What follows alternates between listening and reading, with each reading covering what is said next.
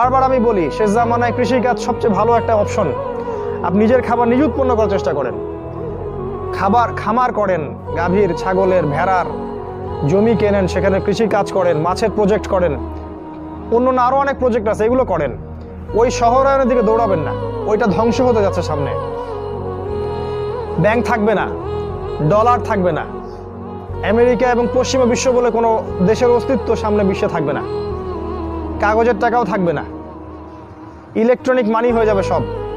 আপনার সম্পদ তার লুটে পুটে খাবে এবং ইসরায়েল থেকে সব নিয়ন্ত্রণ করা হবে, ওই ইসরায়েল থেকে যেটা ইহুদিরা দখল করে রাখছে। সামনের অবস্থা খুব ভয়ঙ্কর। তাই সুদ ছাড়তে হবে, আপনাকে ঘুষ ছাড়তে হবে। আমাদের গভর্নমেন্টের সবচেয়ে বড় সমস্যা কি জানেন? মানে আমাদের এই সেকুলার দেশগুলোর যে রাষ্ট্রপ্রধান যারা হয়, সে যে দলেরই হোক না কেন, সবচেয়ে বড় সমস্যা হচ্ছে দুর্নীতি। সবচেয়ে মেজর সমস্যা। প্রতিটা সেক্টরে যাবেন, করাপশন। রাঘব বল উচ্চ শিক্ষিত ডাকাতেরা বলে, আমরা বলি।